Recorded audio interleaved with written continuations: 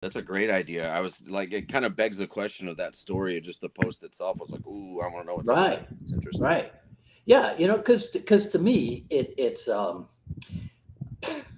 don't know I don't know if this is the right thing to say, but sometimes people are much more interested outside of Jeet Kune, right? Yeah. You know what I mean? Right? It's It's kind funny. Like, I keep circling around the idea of trying to do something like a podcast or whatever with martial artists talking about damn near anything but martial art. hmm And it came from somebody interviewing Rick Fay, and they asked him about like his favorite movies. And I thought, my God, the amount yeah, of time I've known him, I mean, he's my teacher. It's not like he's one of my personal best friends or whatever, but the amount of right. time you know somebody, I'm like, I, I love film. I don't know that about him. And it was the most fascinating part of the interview. I was like, yeah, what is your, Yeah, like that yeah. would be kind of interesting. But if you were forced to do that, like come up with three top movies, could you do it? Godfather Like 1, right off Godfather the top of your 2, head? Godfather 1, Godfather 2, and probably Godfather 3. Man, spoken like a true American. I mean, 1 and 2 is easy, and then we can have Yeah, a conversation about spot number 3. There's a lot yeah. of things to wedge in there, Citizen Kane or Cool Hand Luke, or the less aren't I interesting answers would be like even Goonies, Rocky Well, I 5 mean, is probably my favorite Rocky, and that's usually the underdog one. We might wedge that nah, somewhere, man. at least in the I five. will. No, Rocky 3 is the best. Yes, Rocky 3 is the best. Rocky 5, yes, I stand corrected. Rocky 5 is the best fight, in my opinion. Rocky Okay. 3 is the best film.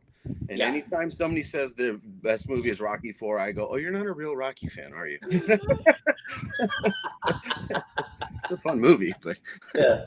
Yeah. Okay. So I'm going to give you my three top movies, and I okay. used to watch. I used to watch these three back to back every Sunday. Um, Sometime between 1989 and 1993. Okay. And Okay. you've probably never heard of them. All right. Are we Ready? broadcasting right now? Yeah, people are peeping into our little private conversation I here. just saw somebody Mike Perez saying good moves. Like, wait, what? Okay, I'm sorry I cut you off. Go ahead. I'm Right? all ears. Okay, ready? Yeah. Okay, crossing the Delancey. What is it? Crossing the Delancey. Okay. I'm Right? pulling my phone out because I'm writing these down. Okay, broadcast news. Yes, right. Right, and Moonstruck. Okay. I saw Moonstruck like as a young person, I mean, it came out when I was very young, and I haven't seen it since. Young enough to be like, I get that this is a relevant thing to adults, but I don't understand what the hell's going on. But I should go back and look into that. Yeah, yeah. Crossing Um, Delancey, I don't know. Is that like a war no, no, that. or Okay, Delancey Street, I guess? it is. Yeah. It's a movie about young Jews in the Lower East Side, and it's one of my favorite Huh. movies. Okay. Explain that to me. I'm just like that. Yeah. Right? You know, because I think that people's likes and dislikes can tell you a lot about them. In in Yeah. certain Sure. in certain things, right? Like heaven forbid, political affiliations can tell you a lot about Sure. somebody's Yeah. character Yeah. or Like how or they what how have they you. think or how they feel, but also like, did you ever see or read oh no, how am I drawing High Fidelity with I John Cusack? saw, yeah, I did. One of the things I always liked that I like that book a lot. I like the film a lot.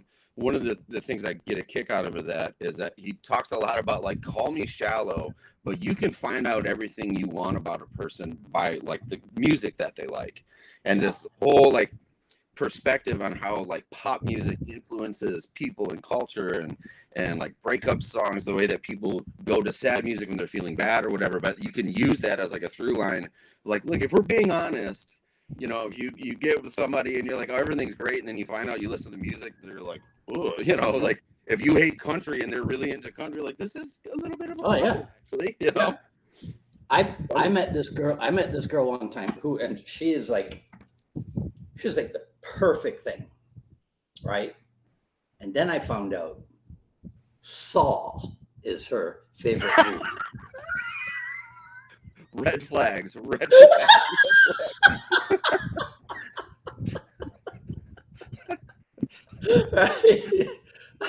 Yeah, that's what, like, can we make a distinction between a movie you appreciate for what they did and this is my favorite movie? Good Lord. Yeah, You know? yeah, right.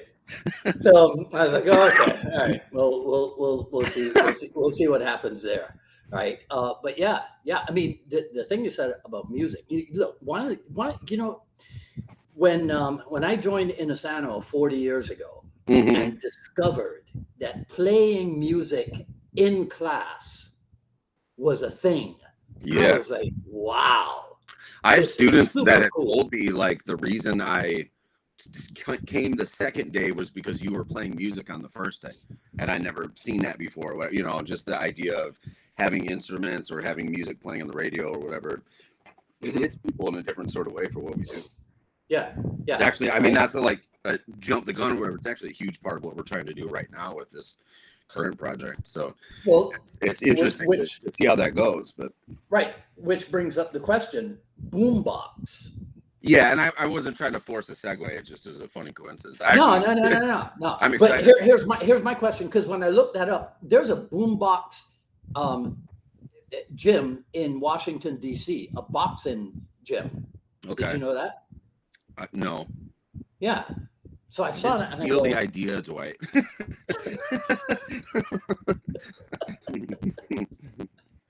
I saw it and I go, man. Is Kurt Singh a branch of this thing? Or no, whatever? But they're like a boxing gym or something. Yeah, so. I mean, it doesn't surprise me if there's one or two other similar variations on theme. I mean, there's even the one thing I did forget is in the town that I live in, there's a florist with 2 locations called BoomBox. Clever play on the phrase. And it was after the fact, and actually their logo looks pretty similar to ours. And I was like, oh God, and it was so there's inevitably there's that sort of thing. But break it down. What is BoomBox about? So I mean, essentially the last 2 years, since I lost my gym with COVID and everything, last 2 years, we've been operating out of a CrossFit gym, just trying to rebuild and keep the wheels turning, see what's our next chapter going to look like. The simple way to put it is I hit a point where we had grown enough that we had outgrown the space that we were using in this CrossFit gym and needed to figure out what we were going to do next. And there's 2 ways I can do this. One is open up, reopen MKG Detroit as the name of the business or whatever. That's the name of our group. That's the name of our association, et cetera. But we make the name of the business. Right now, MKG Detroit is paying rent, if you will, from this pre-existing gym. What if I just create my own gym and in effect pay myself rent, right? So instead of going, well, this group is the name of the business, I'm going to kind of create almost a neutral third-party business enterprise that houses my group, but also other groups from the community that I want to support. And in that capacity, I can do things that are unrelated to MKG for, like music projects. We have music lessons there that people are teaching, things that would be fine in an MKG context. But I thought, well, like, how can we brand that in a way that is interesting and grabs the attention of people locally? And again, creating a third-party business that I can kind of see, all right, how can I play with this and keep MKG Detroit as what it is, as the connection to the greater MKG family, and not try to, square peg round hole that into other things, let that be the training entity. And then I can have a creative outlet, which I tend to kind of want or need to do other stuff. So that's the nature of BoomBox. So and then the name coming from small warehouse style gyms like ours, at least for a period, were called box gyms. And so that's kind of a clever, turn of phrase.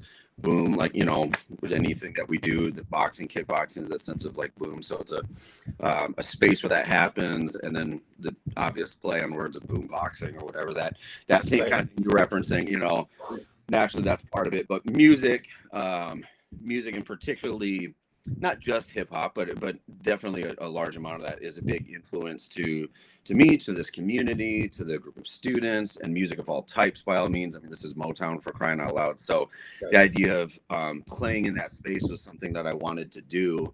And we tried like hell to figure out a name for 3 months, and suddenly that just leapt into my head. And honestly, Dwight, the reason we did it is every name I had said to my wife, she's like, "That's a good idea. Sure, maybe that." You know, I'm like, I don't believe, you know. And I said BoomBox, and she was like, "Ooh, okay, there you go." I was like, "All right, that's it," you know. Yeah. So, yeah. So, but you're not young enough to have even owned your own your own boombox, right? Sure. You are? Did I have an actual BoomBox? Yeah. Did you have one? Yeah. I'm 41. I mean, you know, I grew up, like, my childhood was in the 80s, so certainly that was, you know, I mean, I Okay. guess depends if you think of like 70s style, 80s style, that kind of thing. But yeah, I mean, that, you know, I I, I think I would have been performative if I was walking around with it on my shoulder when I'm 7 years old. But you know, but that's the era that we all grew up in. Sure. Okay. I'm gonna show you something. All right. Tell me if you can see this. Because can you see that? Yeah. Cool. Right. That was mine. I That is owned awesome. that thing. Do you still have it? No. Man, No. that's really cool. I've tried to get, I bought 2 on Facebook Marketplace locally, vintage boom boxes that were inexpensive because there's nothing about them that works. And like, I just wanted to put them on a shelf just as like a decorative. I think they look cool. It's part of it's the name of the brand. Excuse me. And so like $100, $60, something like that for ones that don't work. But you try to get one, you know, I went on eBay, the ones that are functioning, these are hundreds of dollars, if not more, for these really classic old kind of plastic ones, you know. It's hard to find them. This thing, this Iowa TPR 920, I think it was, had 3 play settings. There was normal, then there was wide, and then there was extra wide. Huh. Right? And I have vivid memory of one quiet night in Barbados, and I'm in my what we call veranda, what you might call a porch or what have you, right? And I'm playing music on this thing, and sonically, it was the clearest thing that I have ever heard in my life, and it was just out of this. It wasn't even, you know, a stereo system. It was this boombox, right? And it was back in that era. That's when I decided. Do you, if you were testing out a sound system, do you have a song that you play in order to tell if? That's a good question.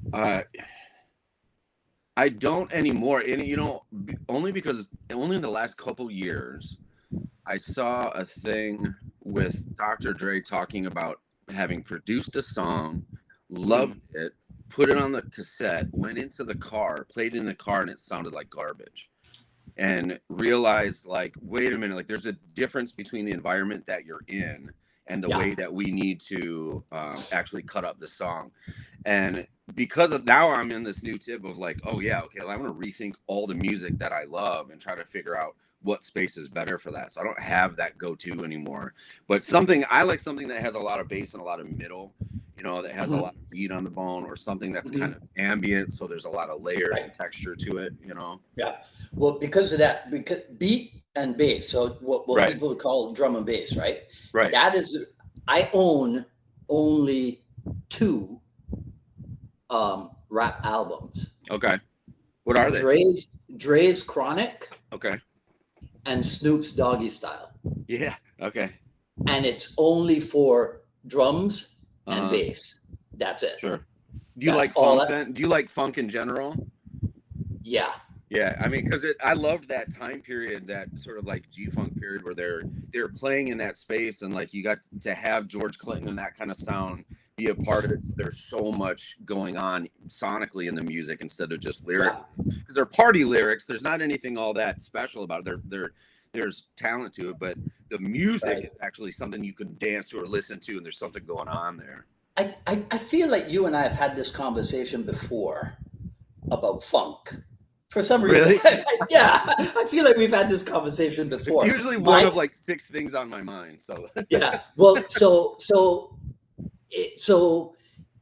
even before Parliament, G-Funk, and what have you, right? We got to talk about the meters out in New Orleans. Okay, sure. So this is 1970 funk. Mm-hmm. Right, so songs like "Sissy Strut," songs like that type of thing, right? That's actually what we play the most in my gym is that Sissy Strut's on half of our playlist, to the point where they're like, we get it, like, yeah. Now, have you ever sat down and played the drums to that? Mm-mm. No, No, and I'm not a very good drummer. It's something I'm trying to learn right now. That it's funny you say that my 2 music projects for 2024 are, because I'll play a bit of hand drums, but actually learning on the kit, and then finally spending time learning bass. Bass guitar. I just recently, like during our grand opening last weekend, I picked one up, and I was like, okay, this feels a little more intuitive than I expected. But I otherwise hadn't picked one up since probably 20 years old or something. 20 years old. All right, so let's talk jazz for a second. Okay. Are you familiar with Weather Report? Definitely by name. But generally with jazz, I love jazz, but it's not something I can sit and wax about, or I'm not real educated about. I love Miles, and spent some time with that. I used to host a jazz night at a bar for a long time. I'm not real deep with it. Well, when we're done and you look up Weather Report and you look up the song Birdland, right? Okay. And you'll discover the drummer for Weather Report back in that era is a guy named Alex Acuna. Yeah, sure. Right? Yeah. Alex Acuna is a student at the Inisano Academy. Mm-hmm. Yeah, I know exactly what you're talking about. I jammed with him. Okay. At the Inisano Academy. Maybe that's why Weather Report sounds so familiar, either from you or from him, or just the associations with people, Yeah.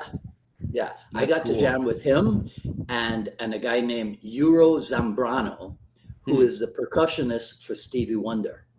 Wow. Yeah. That's cool, man. Okay. Right. So I got to play with the guy who was in the house band. You'll remember what they were called, the house band for Motown Records in the beginning. Funk Brothers. Yes. Right. And he produced Ain't No Mountain High Enough. He produced My Girl. Like he was like one of the studio guys. He was in the studio band, then became a producer. And at an art event during COVID era, everyone had to social distance, and so people have these outdoor parties. And I was there playing drums, and he sat down next to me and played with me. And after the fact, got to meet him. I was like, "Oh God, do you like my djembe?" Yeah. Oh man. Yeah. So so I mean, forget martial arts. You can go to Inisano Academy and just play percussion. Yeah, absolutely. Right? Yeah, and that's so like we have a whole setup of instruments at my gym right now. We've got a pocket kit. It's like Questlove's little pocket kit, so that we can have the kids learn how to play, and then an adult can play, and it doesn't take up a lot of space. So it's like the bass, snare, floor tom. There's a hi-hat and just a single cymbal, but it's a little one, you know what I mean? Right. And then we've got a variety of hand drums, 2 acoustic guitars, an electric, and a couple amps. And specifically I want to do more live instrumentation during classes. We're trying to do music events, and again, we're doing music lessons now, especially for kids. And we're going to start doing DJ parties for events where we're like curating different playlists and stuff like that for different types of training. So we're really directly connecting the things. But it's from being at the Inisano Academy and going, he doesn't just have drums.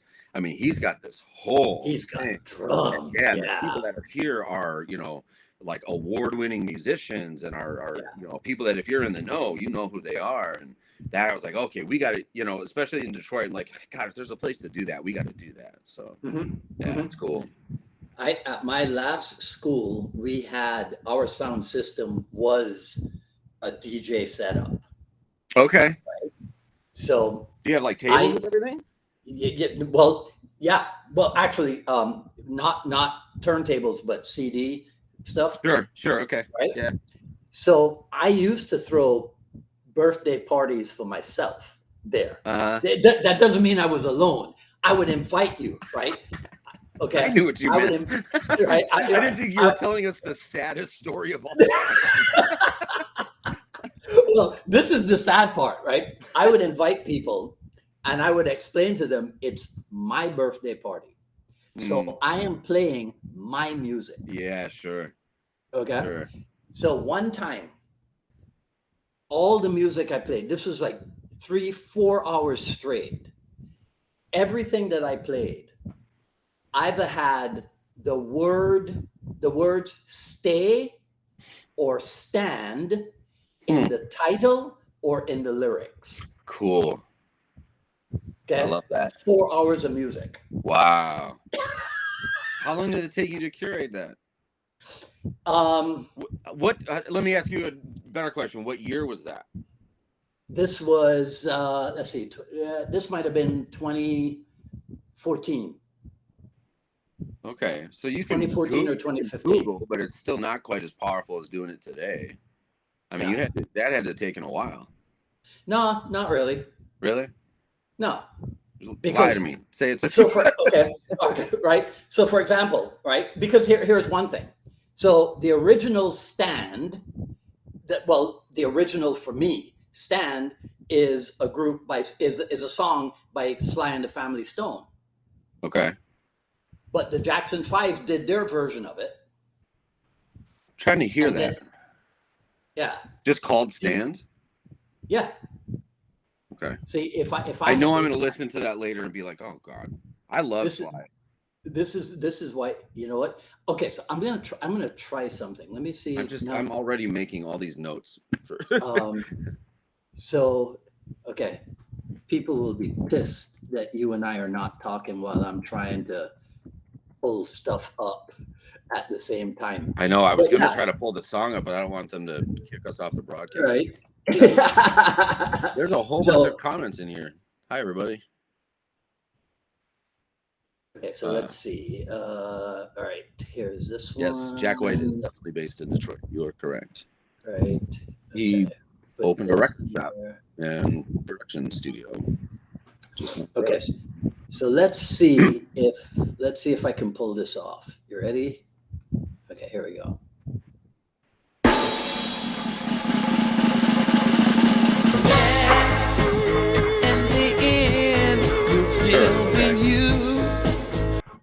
That's right? the Sly version?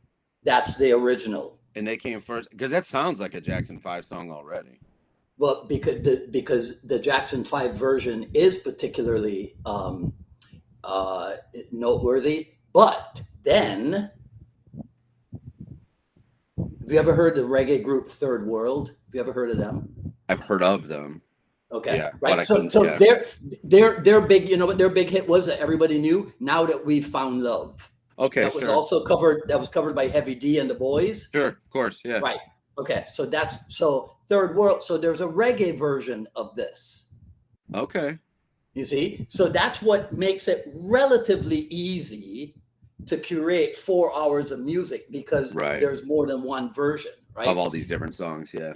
Yeah. Now this, I'll play you. Let me see if I can play you my favorite part of this song. One that and the giant beside him about to fall. Okay, ready? Check this.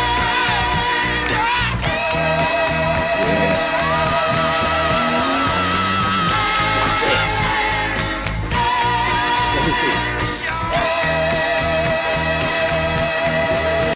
Okay, now I gotta move it forward a little bit. Norman Taylor is going crazy right now. For a moment there, it sounded like Ground Control to Major Tom. I was like, Right? Okay. You are free. Right? Watch this. Well, at least in your mind, if you want to be.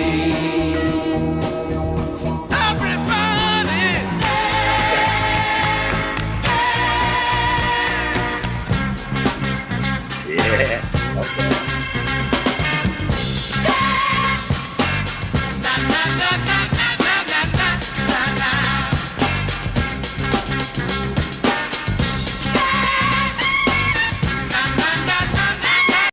Now We you should have my know, friend.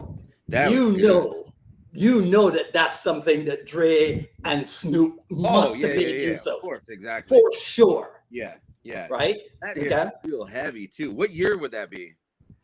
That's got to be the 70s. Sure. In fact, let me see if I can. Let me see. Official audio. Let me see. 69. Yeah. Yeah, I was thinking early 70s. Yeah. Right. Yeah.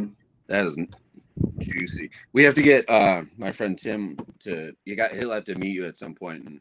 But we do all of my like music stuff together. We're making music specifically for training. We do we've talked before. We did this thing called Mind Body Block Party, which is like a Detroit health and wellness celebration that we created. And he's an old school like all funk musician, and he's one of my friends who's like, oh, did you know that in this time period when Rick James was with Prince, and then this guy did the thing, I'm like, oh shit. Yeah.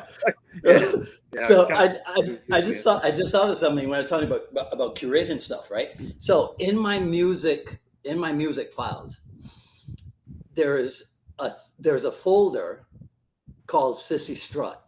Okay. And I have maybe 30 versions of Sissy Strut. Wow. That's cool. Right. So I have it for Sissy Strut. I have it for Earth, Wind and Fire's Can't Hide Love. Okay. Yeah. Interesting. Right. Yeah. And there might be another one, a third song that I have for, because these are things that so many people have covered. So this is where we like segue back into martial art by talking about like universality of movement, right? Like it's just this idea of like there's so many different ways to use this. It's interesting when people start covering songs. Right? So you're going, okay, you're playing it their way. Can you do it better than the original when you play it their way? Are you better? Like that happens every once in a great while. Jeff Buckley or one of these people who will like become famous because they're so good at doing covers, and the original artist is like, they did better than I did. Once in a blue moon, but mostly you have to make it your own, right? You have to take the thing that already exists and turn it into something. You got to, whether it's new phrasing, it's a new tempo, whatever, but you have to kind of turn it into your own thing. Otherwise, it's not just a cover, you're doing an impersonation of the other artist, So if you got to make your own thing, or if you're going to cover what they did, you have to still kind of put it through your filter if it's going to be authentic. Right. That's what JKD is. Thank you, everybody. Exactly. Well, see, that's why you were so turned on by, I think it was Kent Chin in your post about what did Bruce Lee get wrong. I think Kent Chin wrote an analogy about what's the best fighter jet or something. Sure. Right. You remember? Right. Absolutely. Right? Yep. Yeah. You remember that. So yeah, that type of thing. I mean, look, and Inosanto is in his book, in the Art and Philosophy book, he talks about a jazz saxophonist, and he's reading a quote from the liner notes, and the guy's talking about how the instrument disappears, right? That type of thing, So, yes, right. I mean, right. Yeah, that's beautiful. Yeah. So it really. Yeah, you look at Ray Charles on the piano, and you're like, that's not a person playing the piano. That's a moment in time. Like, you know what I mean? Like that's a very different thing. Right. Also, if anyone's playing Scrabble, saxophonist that's a triple word score. You just kind of tuck that in there, like right. We're gonna notice. Okay. But now, so this brings me to another thing that I another note on you that I made, which is when you said that you think that Bruce Lee was a thinker first and a fighter second. Yeah, I mean that I think that's probably true. I'm the kind of person where like I'll say a thing the next day I'm like, it's probably bullshit. But no, I do think that's true. He's, was he a philosopher? Was he a this? Was he a that? And I think having not just an intellect, but like a hungry curiosity would be the way that I would describe him. Just intensely curious, wanting to make discoveries. A scientific kind of brain, but a creative brain as well. And a lot of times you don't really see that. It tends to be like a dualistic thing. Left brain, right brain, this person, that. And his ability to really investigate things and take a scientific approach to a creative endeavor. I think for most of us that you'd wind up with the least of both worlds, and with him I think we wound up with the best and with an interesting roadmap. And so I think that's probably true. Have you ever heard the theory that this right brain, left brain thing might not be as accurate as we've thought for so long? I'm sure that's the case. It's like the alpha male thing, or like it's not. It's a lot of this stuff is like an idea that then gets said over and over and over again. Right. Yeah. There was something. I forget what post it was, but and I think it was Cesar Polyakov who was the one that turned me onto it. That and he gave me the name of an author to track down and read her stuff. Right. That maybe all of that, that definitive right brain, left brain thing might not be, which is interesting because like your post about what Bruce Lee got wrong, if I remember correctly, you said that, that you've noticed that there are people on Facebook and they're like, it's either this or this. Yes. Yeah. Like I can't help but make an analogy because of some of the religious culture that I grew up around, that there's this sort of like messianic quality that people attach to Bruce Lee. Right.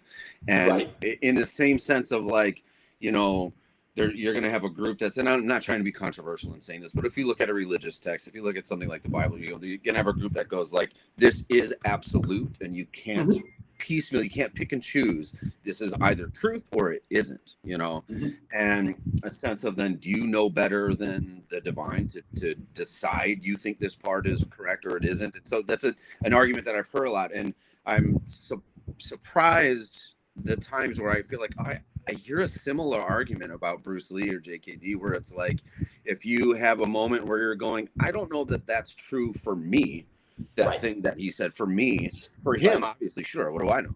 But for me, I don't know.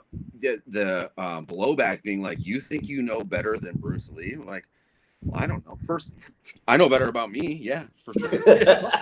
I absolutely do. Do I know better about martial art? No, I don't know. You know what I mean? But there is this sort of like an absurd notion of questioning something in a healthy and respectful way.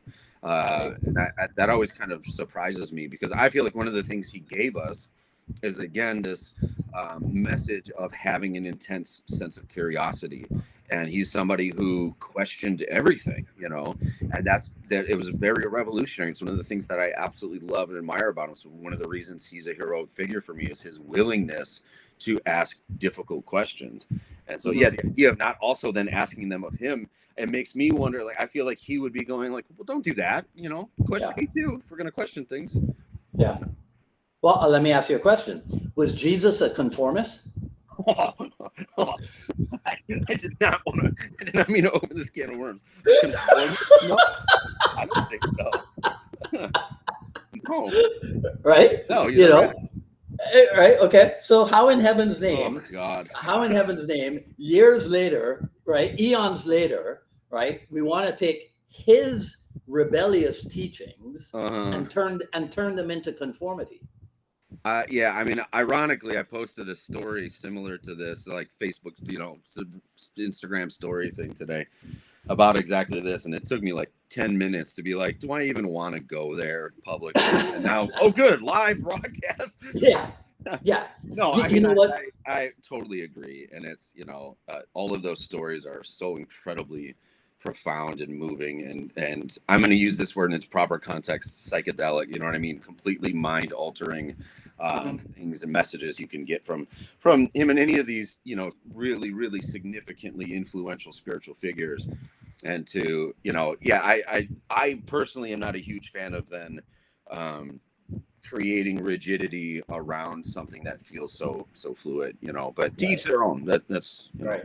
Hey, but listen, it's okay to use the word psychedelic because there's a major podcaster, probably the top podcaster in the world. Yes, right. Okay.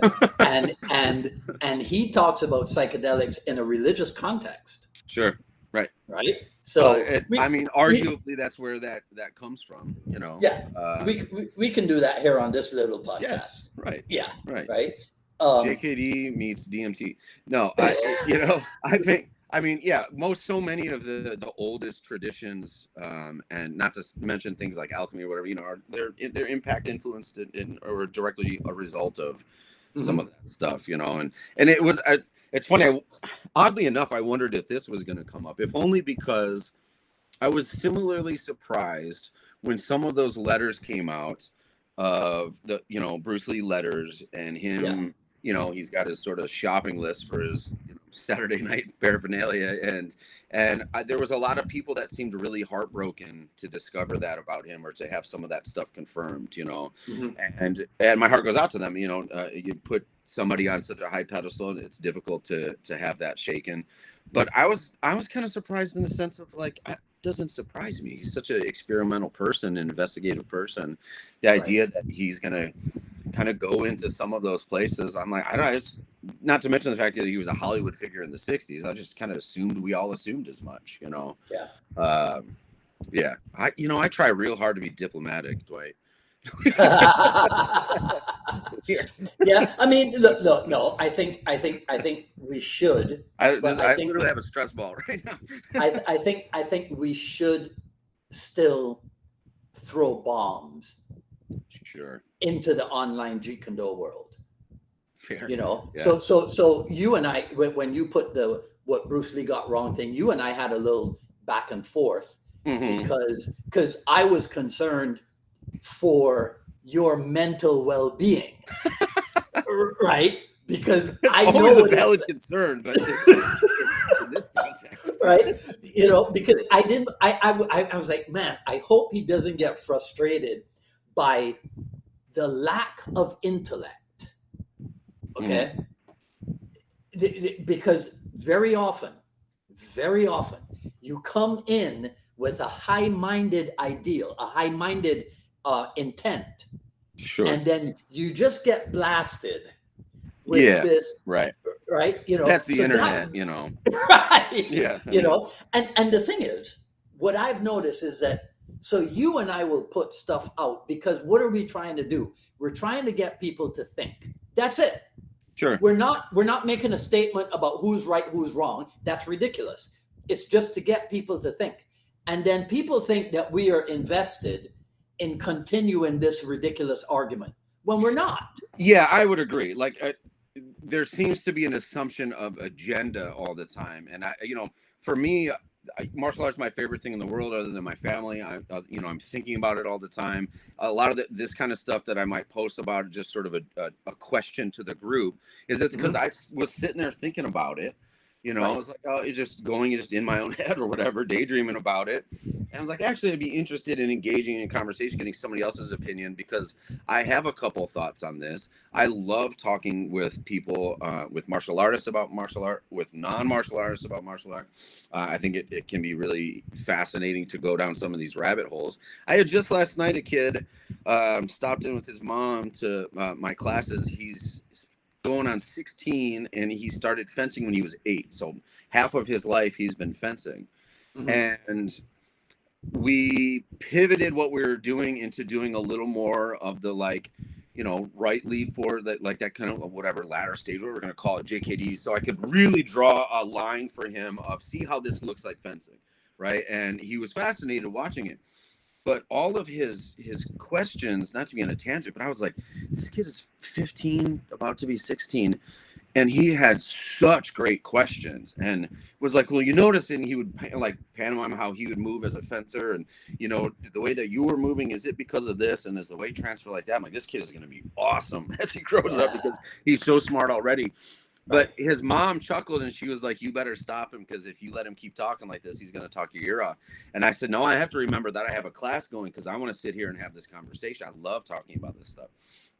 So for me, I like to post those questions because I'm curious to hear everybody's feedback. And my wife is a martial artist. She appreciates it, but God, they have me just constantly like going down nerdy rabbit holes with her.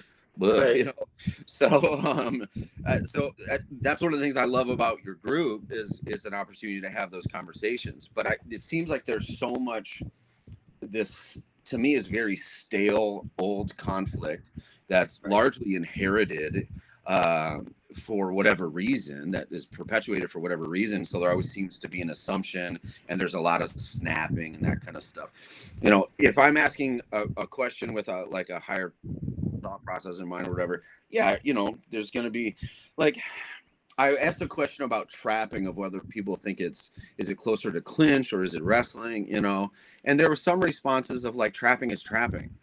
So I'm like, well, yes, I know that, but that's not what I'm at. I'm not asking what is trapping. I am aware of what a box ow is, That's like asking what is a woman.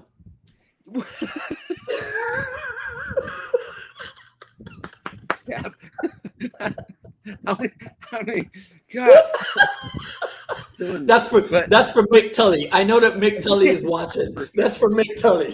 But it does surprise me of like, it shouldn't surprise me, because that person doesn't know who I am, so they might just think I don't understand what trapping is. But I'm working for an assumption that everybody in this group is well aware of what trapping is, and now in a deeper sense, how might you categorize that relative to other areas of the art? Or somebody saying like, why categorize it? It just is what it is. Like, I agree, but for the sake of conversation, what did Bruce Lee get wrong, for the sake of just a thought experiment? I think it would be an interesting topic, rather than always talking about the same drama all the time. Like, maybe this could be engaging, And it's until you started messaging me, I'm like, I didn't realize maybe I'm coming across like I don't know what, but it's just I like to I don't know, try to get good. Well, no, see, this is the thing, right? Because right at the beginning, you did something that I don't know how many people even noticed or appreciated it. You said right at the beginning, I'm not doing this in order to be a shit. Right. I'm doing this. So right there, when you make that declaration, anybody who now comes and goes, oh, well, you this and you that, and you think that this, that's the shit. That person is the shit. Because you made your declaration right at the outset. Yeah. And a lot of that is people just don't read all the things. I mean, the amount of videos I've posted on Instagram or YouTube or whatever, and then there's negative comments, and I'm like, literally, if you read the caption of the video, it addressed the very thing that you're saying. The first sentence in the caption is, I'm not saying this is how fighting works or whatever. If let's say it's a Hubud video or something like that, where you're like, you just immediately went to that place of getting stirred up and having to purge an opinion like that. And I've tried to put like stopgaps along the way to prevent that and get in front of it, just for the sake of having a productive conversation. But that's fine. It's not always the case. People aren't always going to read, all of it, especially if you're a little bit long-winded like I can be. They're not going to read it all and say la vie, Yeah. Well, I mean, there is, I guess there is a technique, so to speak, of posting online in order to get engagement, increase engagement, compel engagement, or whatever. Correct. You know what I mean?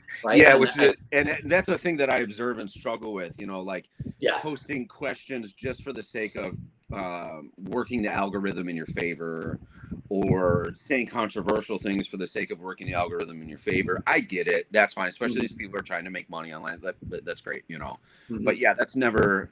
I'm not at that point yet, but that's never me. No. I'm genuinely just like, I like to have nerdy conversations about this. What's up? Right. Yeah. See, the way my brain is wired, my brain will want to find the happy medium between that algorithmic manipulation with quality content. Sure. You know Right. what I Is mean? that possible? That's what makes me a crusader. Yes, right. You see, Yeah. so that's why it will. That's why there, you know, there are other people who have been doing podcast interviews for a shorter period of time than I have, right? Because I think we're going into the 5th year of this thing, right? Wow. Who are making tons of money off of it Sure. already Right. because, well, they're just going and making sure that Sure. they tick off everything that you're supposed to do. Mm-hmm. I'm not smart enough to do that. Yeah, and You know? and if you had that roadmap in front of you, I mean, I'm not trying to put you on the spot, but like with your personality, would you want to do that way? You know what I mean? Is that really, because it's the internet, you can get the answers to the question of how to work the algorithm in your favor. You know, Right. where what you're trying to do is something authentic. You're trying to really do, Yeah. you know. And I'm in conversations right now. You know, I had podcasts with Mick Tully, Nathan Leverton. It's been kind of on hiatus for a while. I like in conversation with a bunch of other people and trying to start a couple of my own shows just because I like this kind of conversation. I like being on this side of the exchange. I like being on your side of the exchange. I think it's fascinating. Mm-hmm. And there are ways to go. Like, I mean, it doesn't matter who it is that you're interviewing. We can decide to have a conversation about a couple of topics and make this the most viewed episode you've ever had. That's not complicated, right? You know what I mean? Just by virtue of going, let's really say some controversial stuff and Right. watch the views go like this, you know?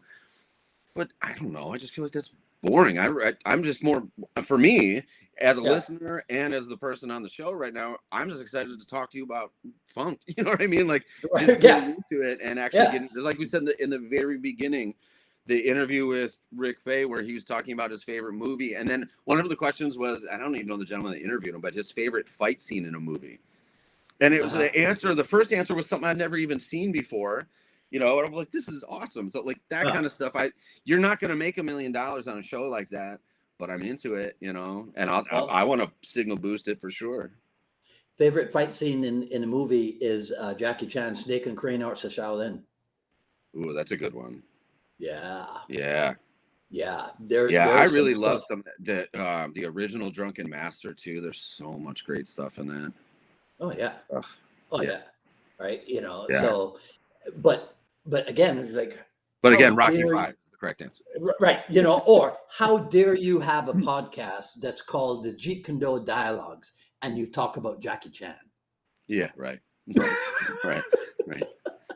Right. You know, but which is akin to how dare Dan Inosanto, having been able to touch Bruce Lee's clothing, right? How dare he? Okay. How dare he be interested in something beyond? Yes. Thank God. Yeah. Thank God for that.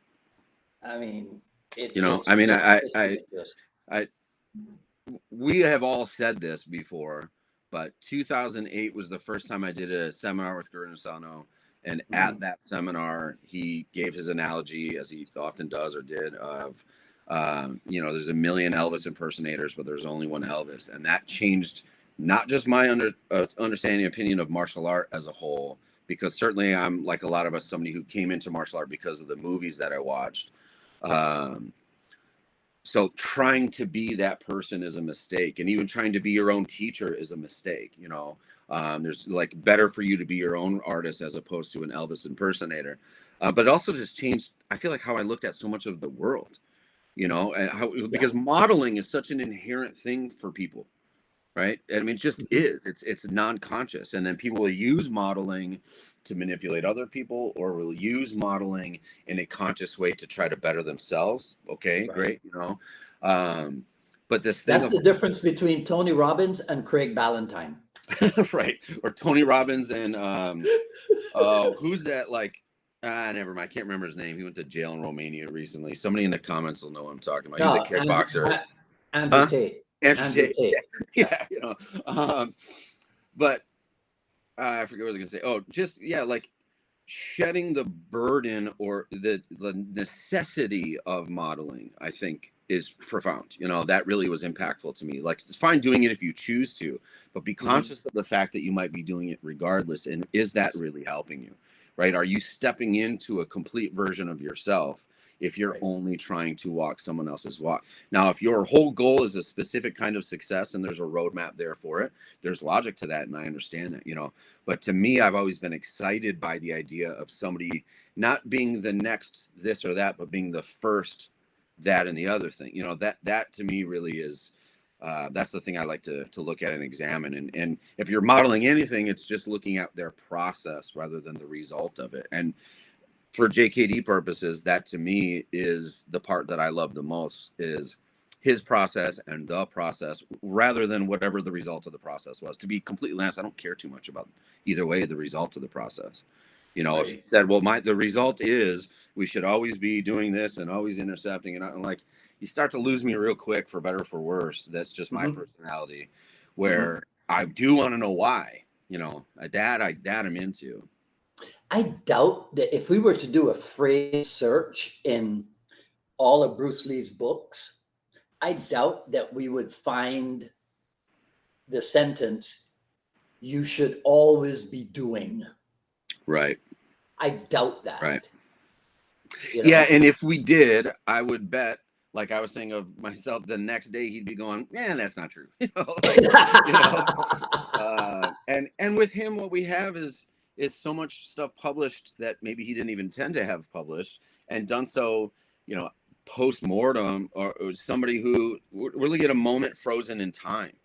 You know, a moment frozen in time. And I think if somebody picked me at 32, if somebody picked me at 22, God forbid, if somebody, you know, and tried to say this is a distillation of that person, it's horrifying to think of that, because, you know, we're always evolving. And so again, to look at who or what he had evolved into at any given point is interesting, but it's the evolutionary process that, to me, I think should be the thing that we're really investigating, as opposed to the result. And I just think there's so many countless reasons that that's true. It seems universally and undeniably true to me that examining somebody's process and finding value in that, especially when that's what they're urging you to do, is so much more important than simply going, they already have the results, so why do the work?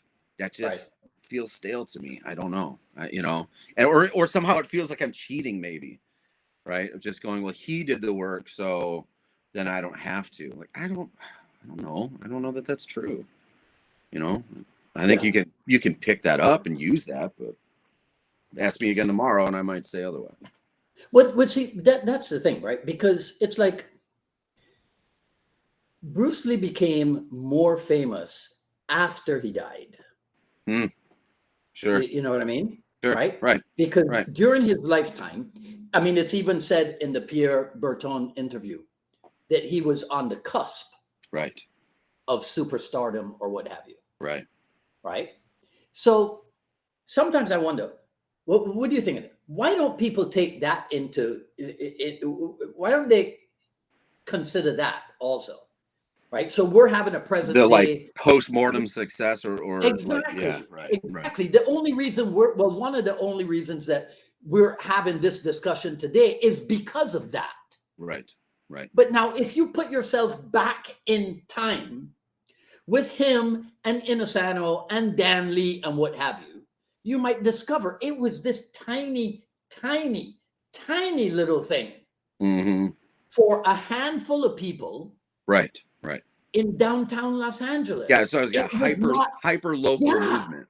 Right? It was not earth shattering. Sure. Right. You know? And not unique, but not completely unique to him. You know what I mean? Similar things happening in other circles, people trying other things. You know, the idea of cracking an egg open is never new, you know. No. The Okinawans were wearing armor and fighting full contact in the 1930s. It was bamboo. It was bamboo armor. Right. But they were already doing it. Right. You know. Well, so, I mean, to me, like, it's as simple as like every martial art is a mixed martial art. Like you know what I mean? Every single thing has pieces of every other thing in it. I mean, that's just, you know. Or when you think wrestling is one thing, It's Right. what, come on, And once one person wrestles another person, they're like, whatever that was, you did to Yeah. me, I'm doing that to the next guy. That shit works. Oh man, I saw something the other day. Did you ever see this where somebody goes, "Oh, so wait, now there's a clinch range and there's a weapons range, right?" Right, right. And I'm like, man, so now you're not even free to express things any differently. Yeah, how you see them. Yeah, Right, yeah, right. not And allowed. yeah, and if the JKD community is the one of the ones that's expressing that sentiment that you're not allowed to express your vantage point on something, then I don't know. I mean, I think we could pack it up. We're done here. Like Yeah. that's because I feel like it's supposed to be one of the original beacons of that notion, And if somebody's saying, like, to me, clinch is a different range. If I disagree with them, if I'm going striking is a range and trapping is a range, but clinch isn't, or clinch is the same as striking, or it's the same as grappling, or whatever. If somebody says something I don't see the same way, there's two notions. There's a lot of possibilities. Maybe the two biggest ones are they're wrong. Okay. Or they're on a deeper level of understanding than I am. And you know what I mean? They're either zoomed in further or zoomed out far enough to see it better than I can. And there's some subtle nuance here to understand. Football games are won by a fraction of an inch sometimes, right? And so they might have the ability to see that fraction of an inch of difference where they're going, look, trust me, it's different. And here's why. God, I want to know. And instead of going like, oh God, now we got all these ranges, like, who cares? Then don't Right. Yeah. Yeah. My thing is this: so if you make a statement, okay, then when I question you on it, you better be able to back it up. Sure. And you better be able to back it up, and you better be able to explain it really well. As opposed to, well, if you don't understand, then it's your problem. Well, nah, not necessarily. Yes. That's not always true. That's not always true. I would say if you're making a declaration that you're saying this is truth and everyone else be damned, then you better really be coming to the table with something. I think if you're making a statement and you're willing to be like proven wrong, or you're willing to like be open to new input, that's fine. If you're going like, I can only defend this to a certain degree because today I'm of this opinion, and you're telling me like, yeah, but have you considered this? No, I haven't. Okay. Yeah. All right. I'm gonna hit pause on that for a second because I want to run that filter too, and I think that can be a good way to solicit that feedback, which is kind of what I try to do sometimes, So that's why I'm not sorry to interrupt you, but that's why I think it's more interesting to pose a question about something you're thinking about as opposed to making a statement, Right. Yeah. Yeah. That's it. Because you probably learn more, right, by asking questions. Sure. You learn more. And by the way, if you really want to get your point across, let people talk. That's what I was trying to say to you in the message thread is like, I know what I'm doing. Because for me, one of the things that we're talking about, what did Bruce Lee get wrong or whatever, so maybe a better way to put it. But I'm trying to get a little bit of people to pause for a second and address the questions. I was curious. And in the comment section of that, I said, well, this is why I was thinking of this, is if we're saying, and it seems, if it's true that there's not a bunch of Kali and JKD, he's around it, he looked at it, he spent time with it, but it's not a huge influence in his JKD process. If that's true, I think that's a mistake. I feel like if you spent that much time with somebody like Dan Inosanto and you have access to an entire culture of diverse styles of movement that focus on having the weapon hand forward, and you want to do something with weapon hand forward, I feel like you should hang out there for a long time, and if he passed before he was able to do that, whatever, I think that's a shame. And it just was a thought I had one day of like, boy, if that's true, that's a thing I disagree with, because I feel like it could be so hugely beneficial. And instead of going in the forum and saying, hey, everyone, he was wrong, he should have, it's more interesting to go, what do you think? All right. But have you considered this? Dan Inosanto met Bruce Lee in 1964. Right? Mm-hmm. By 1970, 71, Bruce Lee was gone from LA, right? When did Inosanto start training in Filipino martial art? What level was he at? Yes, right. This is Between actually a question I've 64 always and had in 70. mind. Like, because yeah, we know he started when he was a child, but that's different than really training. And that answer I Yeah. don't know. Yeah, you see? So my contention is Inosanto himself was probably not at a high enough level to impress upon Bruce Lee. Right. Here's this, here's that. Because in the Art and Philosophy book, when there's the paragraphs where Richard Bustillo, they're talking about how the Kali opened up their eyes in JKD. But when did that happen? Sure, that makes sense. You see? Yeah, When and did that especially as happen? Guru starts to bring in all these outside, like FMA teachers, all these new influences, and they're getting this constantly expanded perspective. Then, because of that, that makes sense. And you know, if we hear the story of Ed Parker being the one telling Guru Dan, like, you should really look into the arts of your own culture, you know, because I think there's a lot there. If that's around the same time, give or take, around the same time that he meets Bruce Lee, then yeah, that stands to reason he wasn't all that deep down that road yet, you know. Right. So that's a good point, and that is a question I've had in my head along that thought process. Like, I actually don't know his timeline, you know. Because whenever it was that, as he tells in the Art and Philosophy book, that Bruce Lee ad-libbed Largomano, I don't think that happened, and Inosanto was already a graduate from Leo Heron's. I could be wrong, right? But I don't think Inosanto was already, a top Leo Heron student. Right. Because that makes sense. When would he have been doing that? Because we only hear that he broke off with Ed Parker because he wanted to spend more time with Bruce Lee. Right. Right. So yeah, that's true. I guess we don't hear an abundance of stories of those other things happening concurrently with that. Otherwise, we would if it was. Yeah, that's interesting. So see what happens when you ask good questions is you get taken to school and you get to have your mind expanded. Here we go. Right.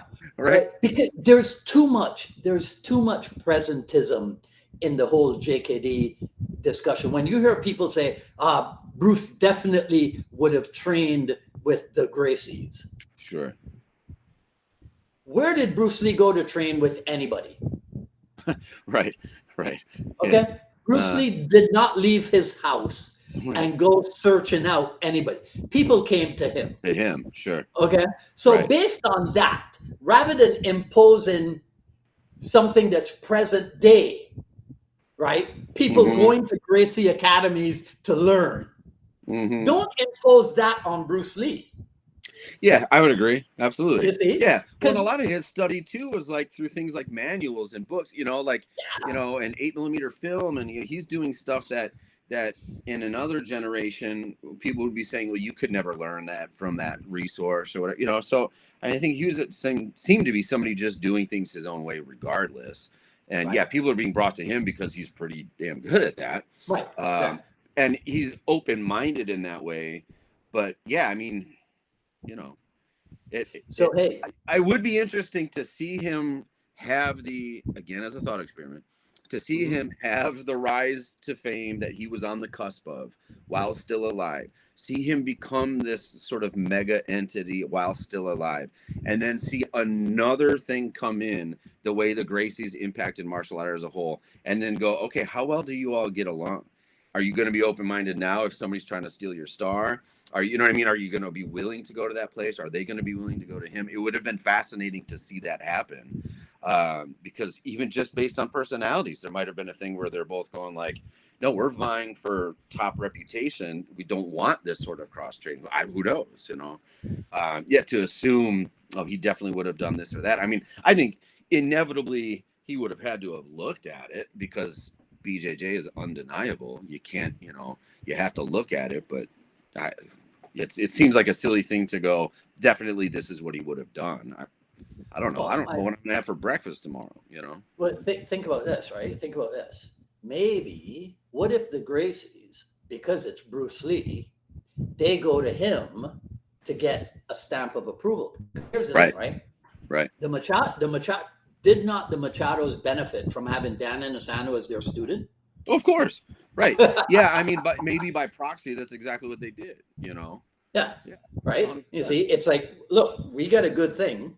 And if I want to promote my good thing, why don't I, and I know that there's this top-notch martial artist who has a reputation for getting involved in good stuff. Right. Why don't we put our stuff in front of him and see how it goes? And see what happens.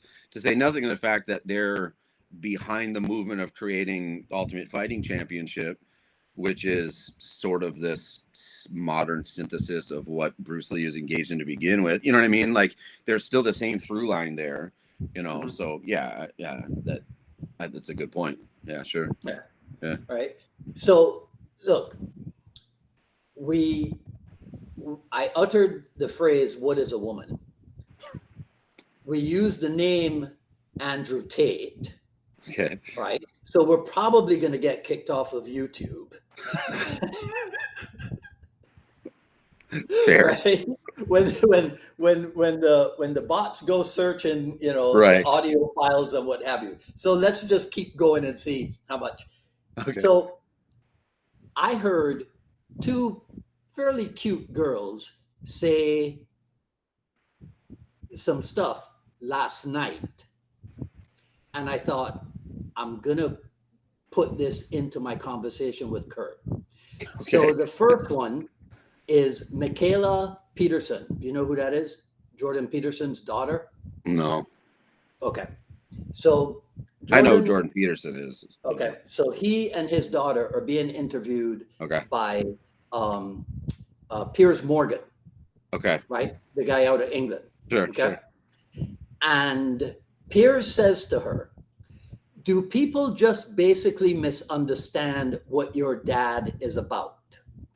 Okay. Uh-huh. So I hear that and I go, JKD question.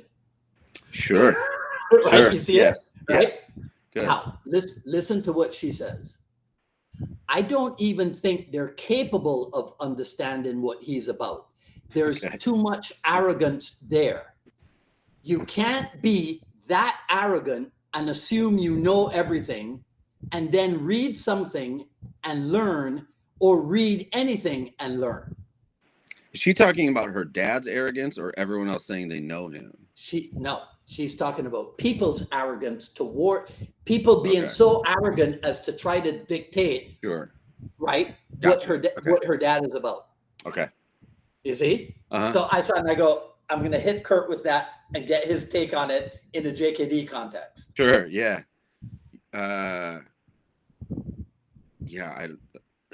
So what's your question? Like, do I think? Right. So let me explain it again. So it's hilarious how many boxes we have checked today. There are things I just don't like talking about. I messaged you. I was like, "What do you think we're going to talk about?" Jordan. Yeah. Yeah. Right. Mick Tully's still watching. He's laughing, knowing that I'm cringe. Right. So let me rephrase it. Right. Do people just basically understand what Bruce Lee is about? Do they? I mean, how could I don't. I just. This is one of the reasons why I say, and I don't mean to be a broken record, but like being fascinated by his process rather than the results, because I don't think I'm capable of saying this is what Bruce Lee believed.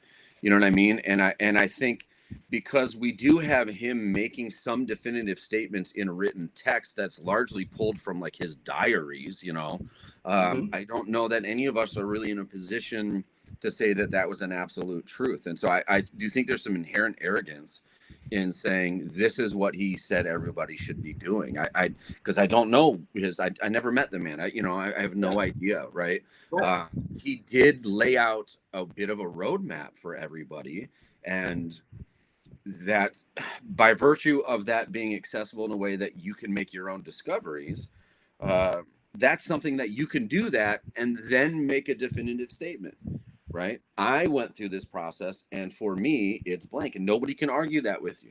Nobody can take that away from you. You know what I mean? Kurt, because you had, as long as you're saying that's my experience interpretation, and it's not an absolute truth. Okay, cool. Right. You know. But that requires independent thought. Sure. Yes. That requires the confidence to think independently. Yes, and And an actual most people want to authentic turn desire to discover, not to, right, you know what I mean, and to be proven wrong over and over and over again. right. But see, but that was Bruce Lee's process, and that's his Sure. greatest gift to us. The greatest gift is not right side forward, straight lead. That's not the greatest gift. You know, finger jab the eyes, Sure. shin kick, you know, Sure. right? That's not the Really? greatest gift. No, No, the pretty greatest simple. gift is a way of thinking, Correct. a way of Correct. processing information, Correct. I agree. right? But that requires the confidence to do your own work. Right. Yeah. You see? Yeah. I mean, like when we have our sparring classes or whatever at my gym, I always tell them, okay, like go lose, like go be wrong. You know what I mean? Go fail. Get out there and fail. Right. Yeah. And that just because that's where your learning is going to happen. Try things. You know, and like in that context, our sparring program after every round, they have to debrief. Go, okay, you kept hitting me with this. What were you seeing? Right. And hey, by the way, I noticed every time you shifted, your hand dropped and there was a pocket. That's why I kept putting the left hand. And oh, okay. You know, I also noticed, man, your footwork is really cool. And, you know, so there's no sense of like, I got him. On the contrary, I'm specifically letting you know why I was able to put you in check. You know what I mean? Why I checkmated you. I'm specifically telling you everything. So there's no sense of winning or losing. You're just going, here's the gaps in your game. Let's help each other fill those gaps. And it's so interesting to watch that take place between beginner and seasoned martial artists, because the beginners are going, my God, there's so many layers to this. You're right. I wasn't doing that. And the seasoned martial artist is going, are you kidding me? They managed to, I dropped my hand every time I jabbed. And that's why this new kid was jabbing me in the face the whole time, you know, and that's really great. And so it has nothing to do with the result. Nobody won, because you can't win at training. Nobody won that round. You know, it's just everybody got to fail up is the expression, right? Just keep failing up and up and up and up. And sooner or later, you're at a point where you can feel pretty comfortable with yourself. You know, it doesn't mean you got it. I don't think you're ever going to get it. But, you know, yeah, you can have. And I think you're right. It does take perhaps a certain kind of confidence to be willing to do that. It might also just be like a naivete, you know, at least in my circumstance, or me reframing, going like, I have failed at most things always. And so if you get really comfortable with that, sooner or later you start to go, oh, wait a minute, maybe that's your superpower though, you know, because now you've got wisdom, not just definitive statements, you know, speaking in quotes or whatever. Right. Well, I mean, look, you're going to fail at most of the things that you try. So if, you know, that I've always said that if I could come back and do it all again, but I do have the benefit of coming back with the insights that I gained the first time around, right?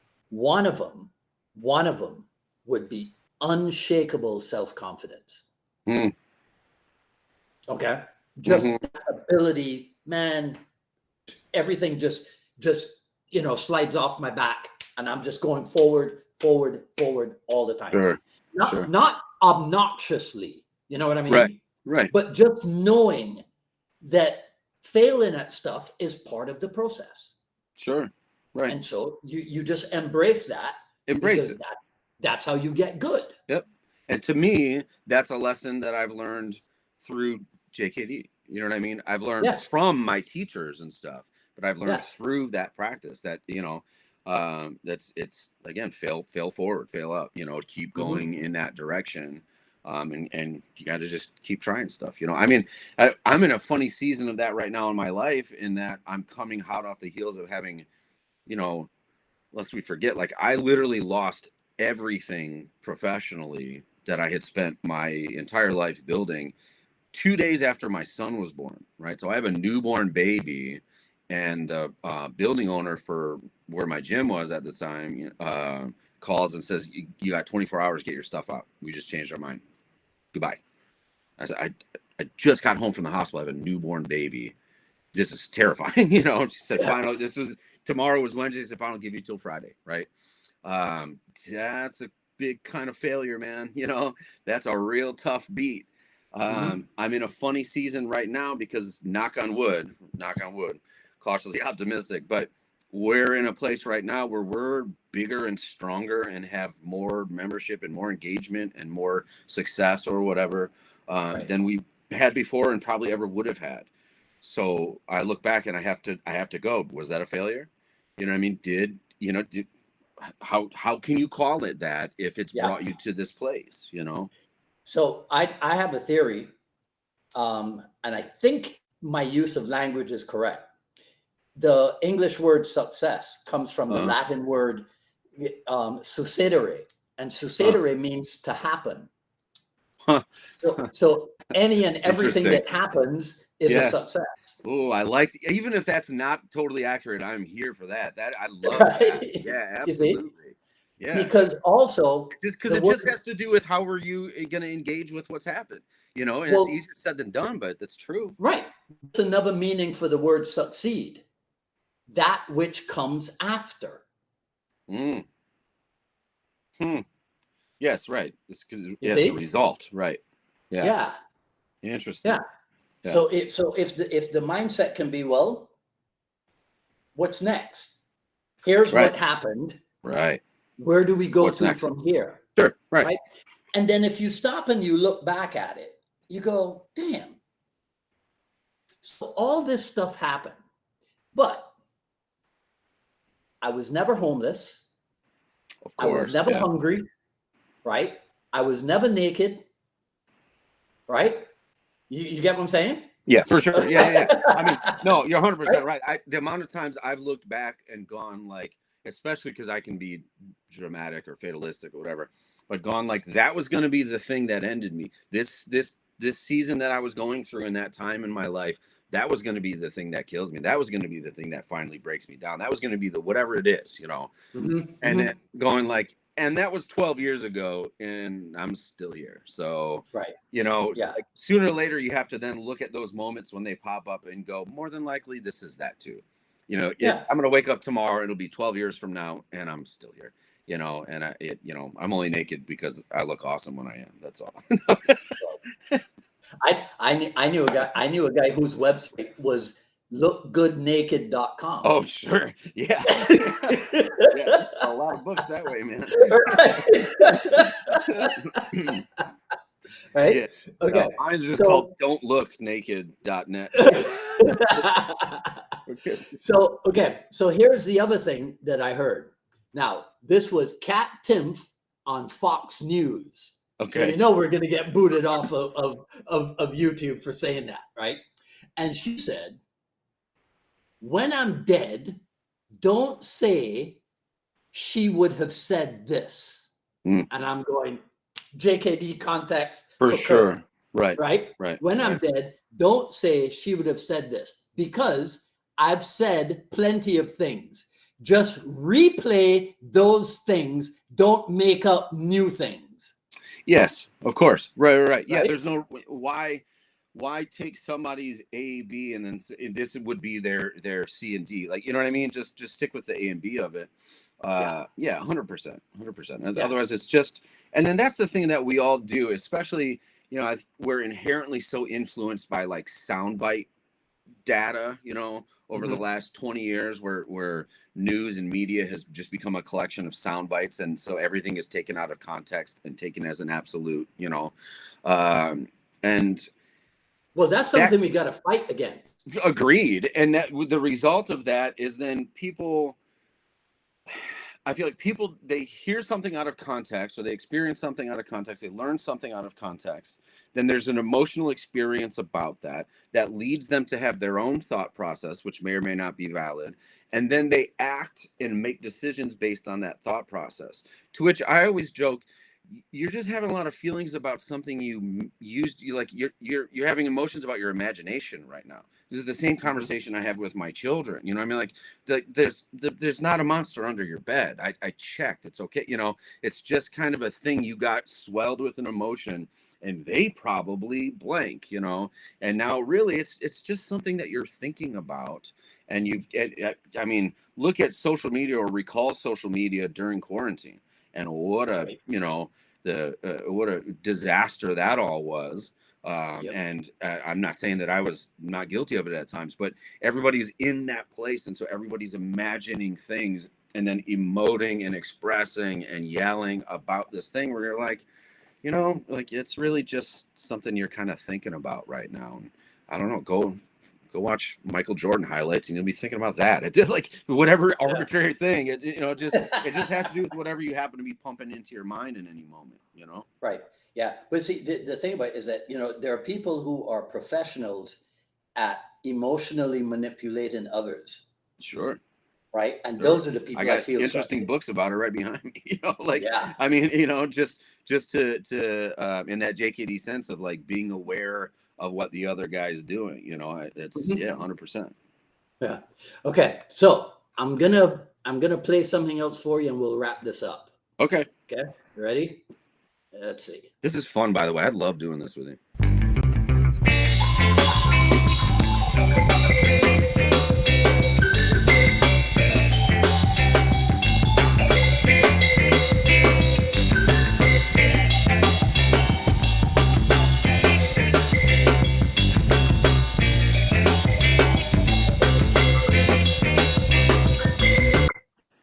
Okay. It just makes you want to move. Yeah. You know? That's 1969, 1970 Meters Funk from New Orleans. That's fantastic. Yeah, there's something funny going on if you hear that and you're like, you know, like I don't know, this is how I do it, right? So if I meet a new girl and I play that and there's no reaction, that's it. I'm done. Right. Yeah. Right? There's just certain things, man. If that type of stuff doesn't move you, then you know. She's like, can we just go back to watching Saw, please? Like, yeah. Yeah. I got things that are important to me, man. yeah. You know? Right. One thing I did want to ask you, what's the JKD book? Do you recall that we were messaging about? There's so many, I always forget the names of one to the next. I'm terrible at that. But it's the one that we were saying, like we agree, like there's a lot of interesting insights on cross training in it. Is it? Do you remember that conversation, Dwayne? One of the smaller books. So many in the John Little library. I think so. Yeah, it's like a collection of his thoughts from a journal, basically, but it's not the Tao. It feels like just a smattering of little handwritten notes published together. That might be Bruce Lee, Life of an Artist. No, it's definitely has Jeet Kune in the name. I'm gonna look it up. Well, Jeet Kune Commentaries on the Martial Way is not a little book.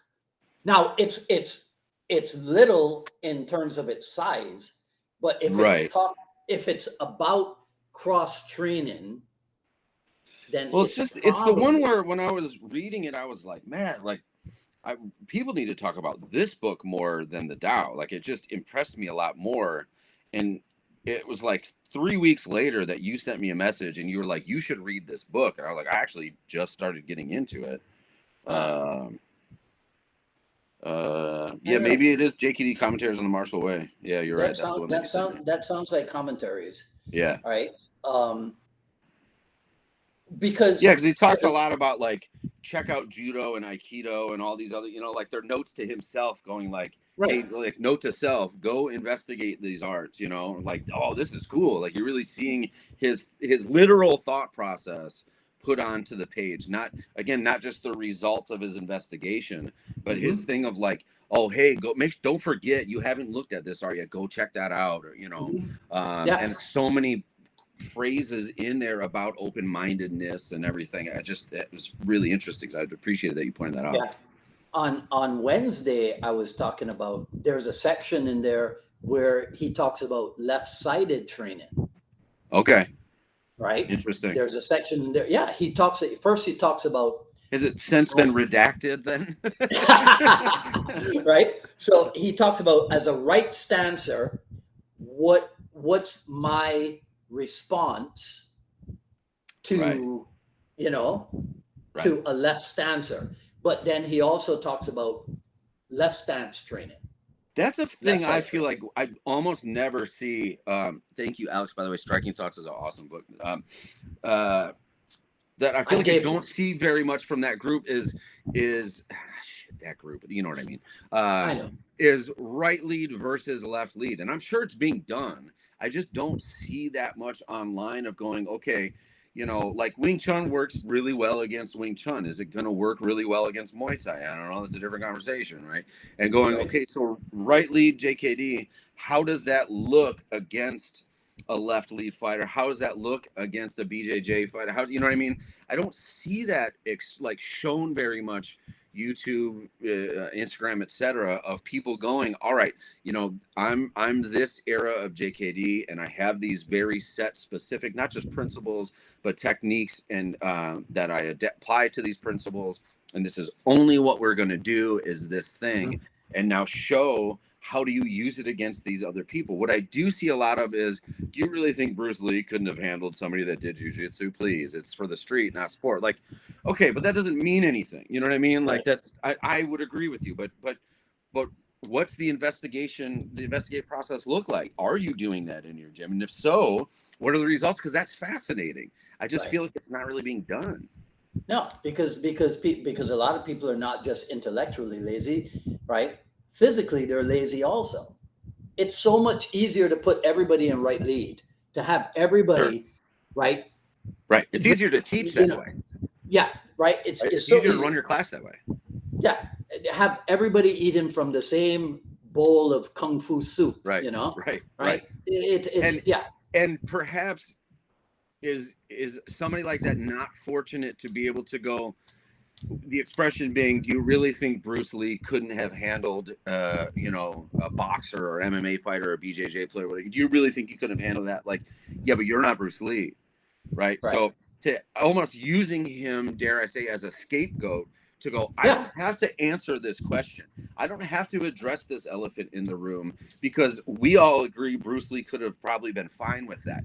Fine, I agree that's probably true too, but again, none of us is Bruce Lee, so what are we talking about here? You know, like, again, this is just a thing we're picturing in our minds and then expressing that, but that has nothing to do with the actual investigation or what everyone's results are, you know. And I'm grateful to have a teacher and somebody like Rick Fay, who is always like, yeah, you know, you can try to move like you're not Bruce Lee. He literally watched me once do something that reminded him of well, it was reminded me, I believe at the time, of Paul Vunak. And he was like, I was new and young, you know, and he was like, yeah, cool. You can't do that. You know, like, called it exactly what it was. Like, you specifically are incapable of pulling off what it is you think you're trying to do here, you know. And it was, you're like, at the time, I'm like, oh man, you know, but what a valuable lesson, because isn't that the truth, you know? Maybe Bruce Lee could pull that off, but can you? And have you tried in this very uncomfortable context of dealing with somebody that's moving quite a bit different than you are? And I just, I don't see a lot of evidence of that, you know? But here's the thing, right? So let's go back to that question, right? You really think Bruce Lee would not have been able to handle a professional boxer? Okay. Where's the evidence of that? That he could or couldn't. That he could handle a professional boxer. Where is the evidence? Sure, yeah, right. It doesn't exist. Doesn't exist. So since it doesn't exist, and since we were not there, we never trained with Bruce Lee, so we cannot know. Right. So we don't get involved in those discussions. Correct. Yeah, I mean, I agree. You know what I mean? It's such a fruitless thing, because that's my point. All you're doing is using your imagination and picturing him using a boxer and being emotional being emotional about your imagination, like you know, quite accurately said. If he is a sort of, for want of a better word, messianic figure, and you therefore have so much emotion invested in him as an individual, it's going to be hard to see past that. And I understand that, and I get that, and that's fine. But it has to be honesty about oneself in that regard, you know, because you can't speak in absolutes in that way. That's just not how it works. That's just intellectually unfair and just generally unfair, you know. And I think, go ahead. Sorry. No, if you're going to become emotional about Bruce Lee, you use that emotion to propel yourself. Right. Right. Yeah. To go out there and You prove the see? point. Yes. Right. Yes. Right. That's how you use it. You don't look. I remember it hit me one day. Do you know the movie Quest for Fire? No, no, Okay. familiar, but no. Okay, Quest for Fire. Essentially, this is I don't even remember how it happened. But you know how there's this phrase where somebody is a keeper of the flame, Sure. right? Okay. So if you're a keeper of the Bruce Lee flame, what if a windstorm shoots through the room where you're keeping Right. that lit flame and extinguishes it? Right. What do you do now? Right. Yeah. Right? I mean, Okay. But what if you're a fire starter? there you go. Yes. Okay. Yes. So was Bruce Lee a keeper of the Wing Chun flame? Was Bruce Lee a keeper of any flame, or was Bruce Lee a fire starter? He's a fire starter. And shouldn't we then, if he wants you to learn how to keep the flame burning, I think that's great, right? If we look at this metaphor, I don't think he would. But let's say he did, that's fine. Okay. But Okay. was he not smart enough to go, therefore you have to also learn how to start the flame, because inevitably it's going to go out. That's just the world that you live in. You know what I mean? Like, both those things have to be true at the same time. Otherwise, neither of the other. You know what I mean? Like, there's no way that's the case. That's just not how that works. Yeah, and I agree. I don't think that's what he wanted. But even if he did, part of that process would have been, hey, here's how I started the fire. That's going to let you know better how to let it burn. You know, if you want to start a fire, you got to understand you need something combustible. You need a ignition. You need oxygen or whatever, and you also need those same things to keep it burning. So you have to be able. You have to learn both things at the same time. Otherwise, you don't. So really when you watch the movie Quest for Fire, you'll go, "This is a JKD movie." Yeah, cool. Right. Because the reason why it's a quest is because the group, they used to keep coal. And they had somebody who was assigned to keep blowing on the coal to keep that coal lit. Right, a little tinder bundle. And then it fell into the swamp.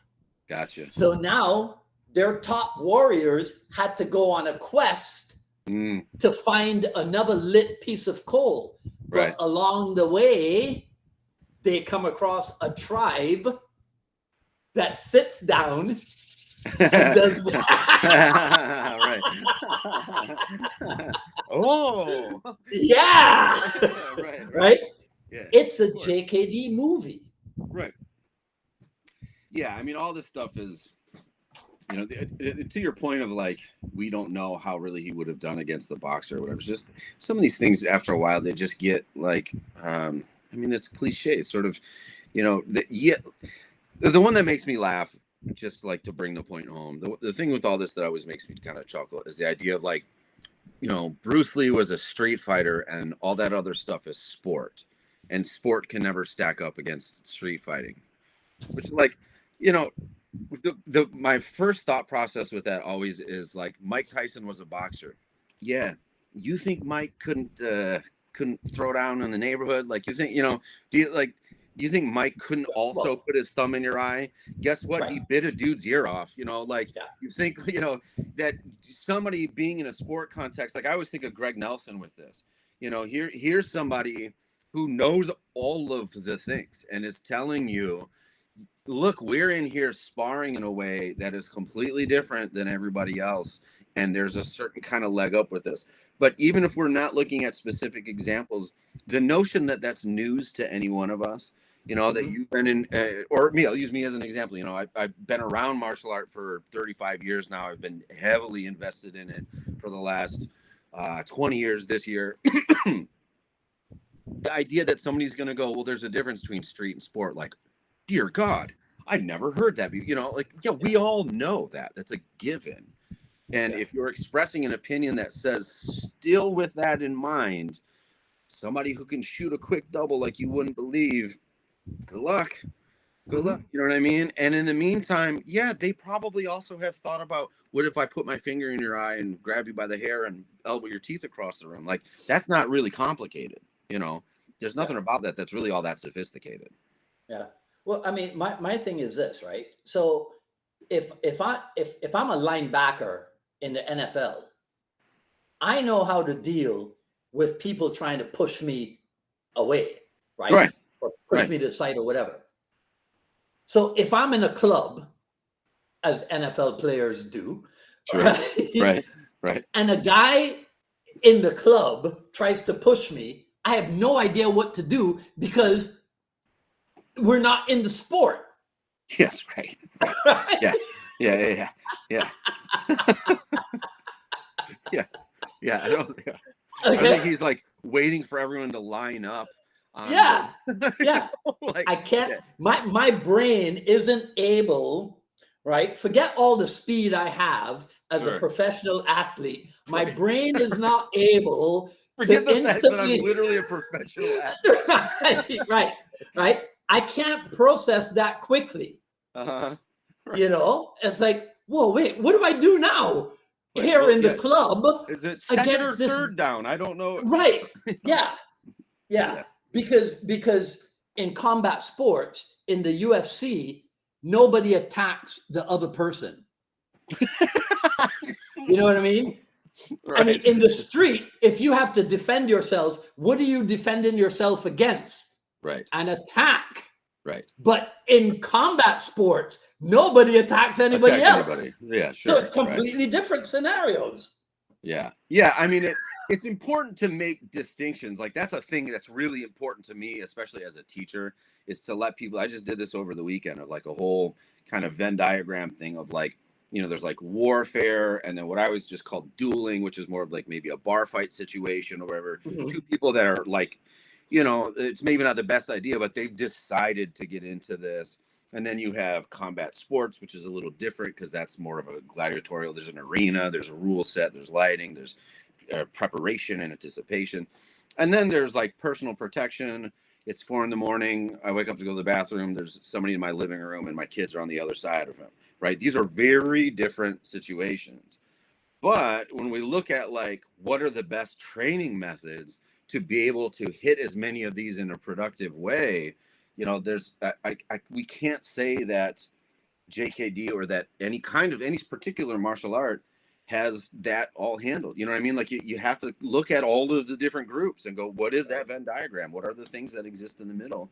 And those are things that have to have value, that we have to spend time looking at, you know? But yeah, the notion of somebody devoting their entire life to attacking and being attacked, and then thinking, well, it'd be different if I attacked you. It probably would be a lot different. Yeah. I don't know if it's the way you think you mean it, but you know. Yeah. So, hey, you just made me think of something when you said you were working on that stuff there. Can you think of something that you came up with all on your own? Not, I mean, obviously influenced by whomever. Sure. Right. But it was something in training that you were like, I'm going to put this into my methodology. You mean philosophically, technique wise, or I mean, anything. Well, it's funny. Just this last Tuesday, we're doing Puño Sombrado right now in my weaponry classes, and I like discovered 2 different like. So if you're thinking of like Puño Sombrado, and it's a cycle, and or like it's a circuit, right? It's a closed circuit. So there's a way that, you know, a lot of these drills that it's not necessarily a you do a thing, I do a thing. It's a thing that's always happening, right? It's a flow, which is my favorite thing to do in martial art. And so maybe at the end of this circuit, there's a parry motion and you feed on the other side. And then what we were finding, just because I was riffing, was different ways to bridge. So if it's a 5-point sequence exercise, you know, like a box pattern or something like that, and I start it, and then there's a thing that happens, and now you start it. Or in Hubud, you know, catch the pad on the right side, and then there's a thing that we do that makes us transition where now we're on the left side, right? What I was just called like a bridge. We're building a bridge from one part of this to the other. You're doing it or I'm doing it, left or right. There was a couple of things I stumbled into where I was like, I'll be damned. If we did this and we turn our body, we hit angle 2, and that elicited this response. Now we're using that. And it was a thing I had never been taught to plug into Puño Sombrada, but it worked. And once I did that, I was like, well, then that would mean this would work. And then we did that. And then that would mean that this would work. And we did that, And so there were discoveries, right? Not anything I created, but definitely discoveries. And I made a point then at the end of class to tell the students, I was like, at the risk of making you think less of me, these were things I just figured out right now during class and was sharing with you because I want you to know that that's what this art is. There's a platform for you to make discoveries. And when you do them, investigate that, you know what I mean? And I always point out, because it happened to me, it's happened to so many of us. You're going to have your discovery, and then you go to your teacher and you say, look what I made up. And they say, cool, here's 12 examples of the things you just made up, And I did that with Rick Fay, early on. And what a wonderful lesson, and I think we all have similar things like that. And so I let them know, like, so don't go down that road. That's not necessary, but you're going to make discoveries.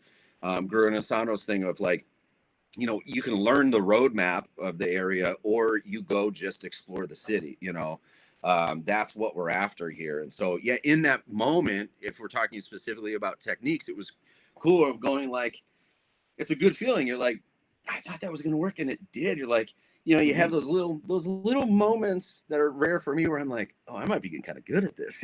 Like that was kind of cool, man. Like that actually worked out.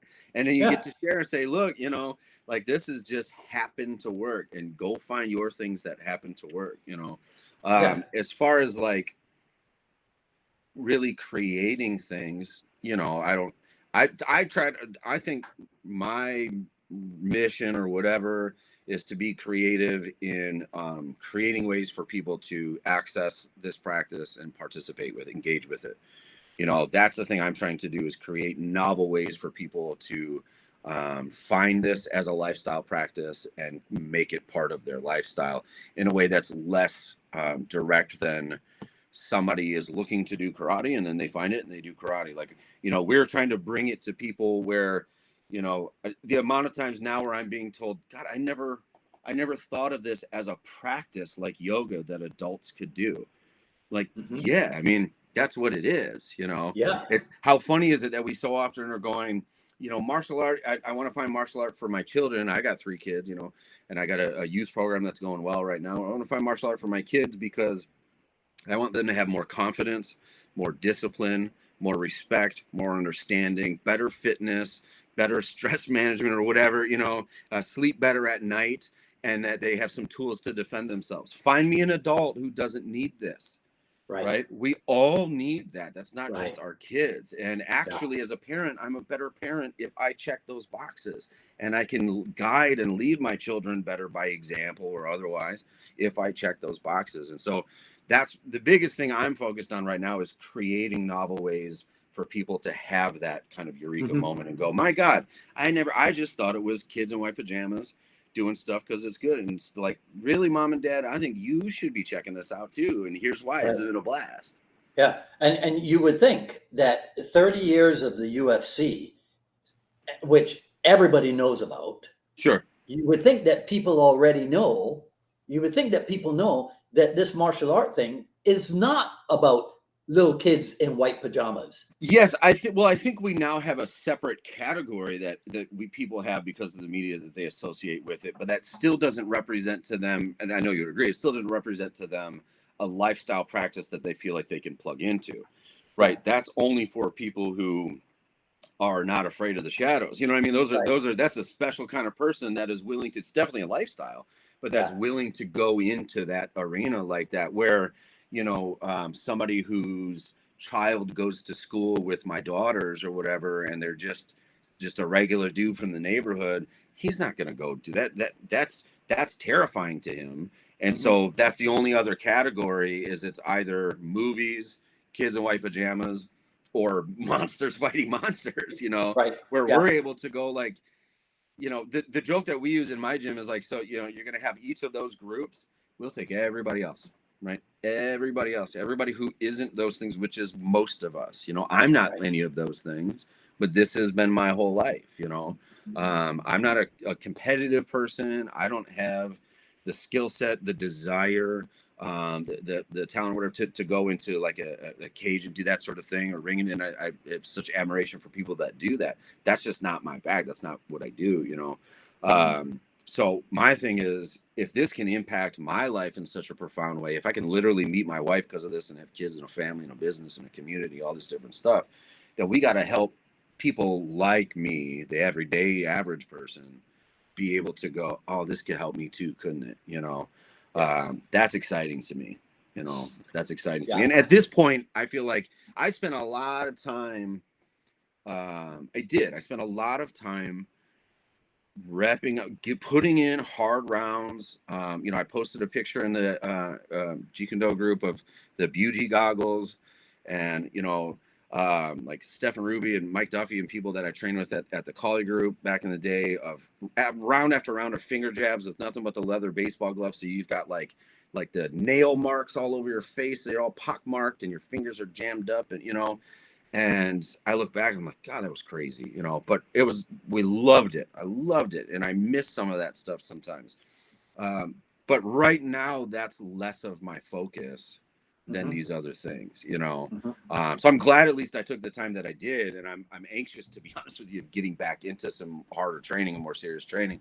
But I do feel like a little bit of I'll say like calling, but a little, you know, compelled to try to advocate for everybody, as opposed to just the people that are willing to get their head smashed in a bit, you know? Yeah. Well, I think that to do that, you cannot be invested or deeply invested in carrying the Bruce Lee flame.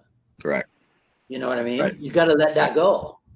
Yeah. Like, right? Not that you get rid of it. No. You know what I mean? No. But you let it go. There's images of them all over my gym. Most of them are not the ones that everyone else would have, and that's not a coincidence, or rather not an accident. I would never put up the DJ one. I hate that one. The gym is called BoomBox. I mean, I know. It's not even a real picture, but I got one of those like life-size cardboard cutouts from the Bruce Lee store. It was on sale for like $30. I'm like, I have to buy this. So now it's like the selfie thing that people use or whatever, you know? So stupid things like that. But I mean, I always talk about him. But like last night, you know, I mentioned the fencing kid that came in and was trying to use, you know, I was like, well, that's perfect. Here's a huge part of my background in martial artists with Jeet Kune. I, at this point in my life, know a fair amount about him. And I have a tattoo of him on my leg. You see pictures of him around the walls. You know, it's obviously a significant thing here. And it's interesting, young man, that you're a fencer. Here's some stuff that has to do with that. But the thing that I walked away feeling like, oh, that was cool, was explaining to him and his mom in particular that he was a cha-cha champion. And she's like, get out of town. And that he was like the Macaulay Culkin of Hong Kong, you know, that he was a child star. I didn't know that, you know, like that's the kind of stuff that I think is actually really cool, where they have these moments of going, well, I really didn't know anything about this person who's a pop culture icon. Right. And that it begs the question of what else do I not know? Right. And that kind of stuff, the silly little trivia, things like that, I actually think are really cool moments for us to share with students or prospective students, not just this is why he was a badass fighter. This is, you know, okay, great. But they walked away going, I'm excited to learn more because I was giving them things that had nothing to do with the fighting. Yeah, I was connected. That's why he had good footwork. That's why rhythm is important to us. That's why you see instruments here. You know, I'm connecting dots. I'm not just randomly nerding out about Bruce Lee. But I do think that makes him and this practice more accessible to people by focusing on that stuff instead of just going, well, let me use an example here. You know, try to kick me and I'm going to nearly finger jab you in the eyes. Are you sold? Here, sign this waiver. Like, right. I don't know. You know, I think we can, you know, there's other ways. Yeah. Yeah. And again, if you're trying to keep your idea of what the JKD flame is, you're going to do that kind of nonsense. Yeah. But if you realize, right? Yes. So if you go, well, wait, millions of yoga adherents around the world, a lifestyle practice, martial art can be that also. Yes. You're starting a fire. Yes. 100%. See, that's 100%. what we need. 100%. And I mean, I wish you the greatest success with it, my friend. I really appreciate that very much. It's not and I don't mean it like this. It's not the easiest way to do it, you know, No, because you're a crusader just like I am. we have to create our own template, you know, and that's why hence the failing all the time, you know.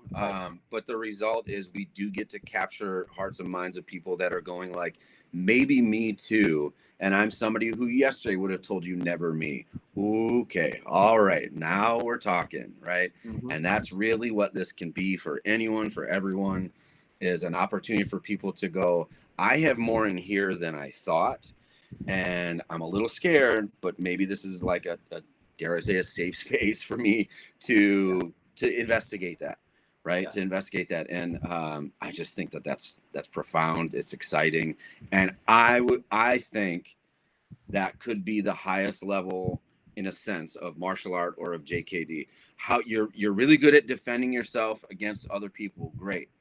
Not for nothing, how good are you at defending against yourself? I mean, against that stuff that's in here, whether it's your traumas or it's, you know, whatever. How good are you at really looking in the mirror and accepting what it is that's going on with you? You know, can you really hang with that? And are you just pushing that away all the time? You know, I think if we use this as a way to really, you know, we use terms like self-development, but you know, are we really doing that work? And if we can do that, I think that's the highest level we can take it. So it's cool to have the opportunity. All right, my friend. On that note, go start your weekend with your family. Oh yeah, yeah. I appreciate it. Yeah. All right. I know. I can't believe they stayed quiet. They left the house so we could do this. Well, hey, Before I came down, my wife was like, "I'm taking them across the street. We're out of here." okay. Well, give them my thanks. Tell them I appreciate that conscientiousness. Yeah. Thanks for the conversation opportunity. I appreciate you, sir. Always a pleasure, man. All right. I'll talk to you soon. All right. Take care. All right. See ya. Bye. How do I leave? I'll leave you. All right. So that was, where are we? 279 episode of the Jeet Kune Dialogues. You guys know the deal. Anything you got to comment on, go ahead and put that in. I'll take a look at it. I'll ask Kurt to take a look at it, see if there's anything that either of us need to reply to. Okay. So that's it for today. Feel free, share, like, comment, ask questions. Follow me on Twitter at Dwight Woods and on Instagram at Dwight D. Woods, at paypal.me/UnifiedMA Miami. PayPal.me/UnifiedMA Miami. The Jeet Kune Journey Volume 1 is available. PayPal.me/UnifiedMA Miami. You can, there we go. All right. You can also, where are we? Oh, there's that Iowa thing again. You can also support this program by becoming a member, subscribed member of the Jeet Kune Dialogues. Just click on the YouTube, just click the join button, and you can see the different membership levels that we have there. Another way to support the program is jkdrebel.com. Click on the Rebel Gear link, and that's where you'll see stuff like this. The 4 tenets of Jeet Kune coffee mug, also available in garment form and stuff like that. jkdrebel.com. Click on the Rebel Gear link. But of course, best thing you can do is to share this video, spread the word about the Jeet Kune Dialogues. Okay, next Friday, 3 p.m. Eastern time, because we got to go all the way out west, and we're going to hang out with Bert Richardson. And that's probably going to be another not everything JKD, all right, conversation. But that'll be at 3 p.m. Eastern time next Friday, not 6 p.m., which means I'll have the night off. Cool. All right. So until the next episode, this is Dwight Woods of Jeet Kune Rebels signing off. You guys have a great weekend, wherever you are, whatever you're doing. We'll talk soon.